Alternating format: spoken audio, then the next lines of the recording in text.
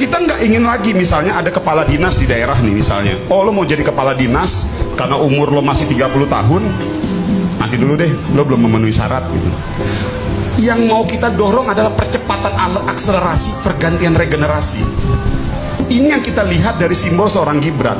Terlepas, gue selalu bilang dalam beberapa kesempatan diskusi, terlepas dari kontroversinya, terlepas dari proses kontroversinya seperti apa. Lu meniadakan bupati yang 27 tahun.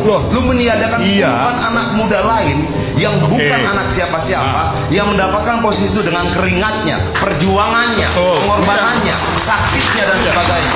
Pertanyaan anak muda yang betul, anak muda yang hebat, bukan pewaris, tapi perintis. Nggak ada loh. Bukan dia dong, bukan pelapor, tapi pelopor. Itu anak muda kita harapkan. Kita mau tanya, bukan anak muda yang kemudian masuk mendapatkan kesempatan karena merubah peraturan. Jangan, man. Sekarang gue masuk jadi presiden paling kenapa narasi ini tidak muncul pada saat kita ingin mendorong misalnya si A menjadi bupati?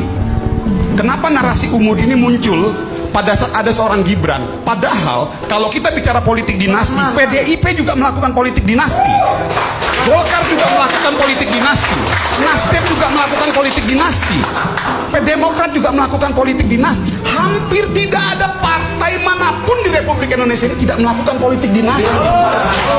Kenapa narasi politik dinasti itu muncul pada saat ada satu orang yang notabene dia adalah anak presiden? Tapi kenapa narasi politik dinasti itu tidak muncul pada saat ada anak ketua umum berkeinginan menjadi calon presiden, calon wakil presiden? Poinnya adalah bahwa dalam setiap situasi tentunya ada pro dan kontra. Tapi bagi kita Partai Golkar ingin melihat ada hope dan kesempatan ruang yang besar yang ingin kita jadikan seorang Gibran sebagai simbol pendobrak regenerasi itu. Lalu lu punya anak, lalu anak lu mencalonkan diri menjadi bupati. Apakah itu politik dinasti? Enggak, karena yang milih nanti rakyat. Lalu lu punya cucu.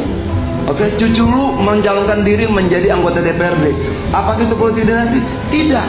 Karena terus Gibran kan nanti dipilih oleh rakyat sih. Karena yang memilih nanti adalah rakyat. Semakin tercabik-cabik lagi ketika nama anak muda itu digunakan untuk menjustifikasi perubahan undang-undang. Semakin tercabik-cabik lagi karena puluhan anak muda lain yang berkeringat, berkorban, berdarah, terluka, itu dianggap tidak ada. Begini, yang 27 tahun bupati yang bergerilya setiap hari meyakinkan banyak orang, teman-teman pemuda lain yang menjadi bupati dan sebagainya, tidak ada. Keringat itu tidak dihargai. Itu problem buat bangsa. Begini, yang harus perubahan ya.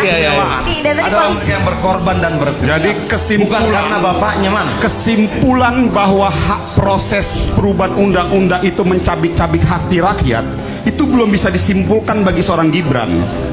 Karena yang menjadi kepala daerah umur 27 tahun, 30 tahun itu sudah berjalan. Yang berhak dan menyimpulkan bahwa proses ini dianggap oleh rakyat tidak baik ataupun benar ataupun apapun itu nanti tanggal 14 Februari. Iya, betul. apa? Betul. Oke. Apa?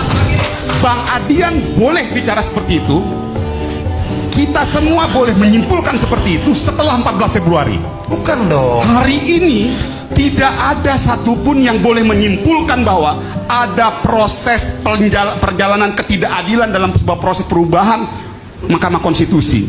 Yang berhak menyimpulkan itu adalah tanggal 14 Februari. Pertanyaannya 250 juta rakyat Indonesia. Nah, nanti saya mau masuk. Oke, kita dulu, Bang.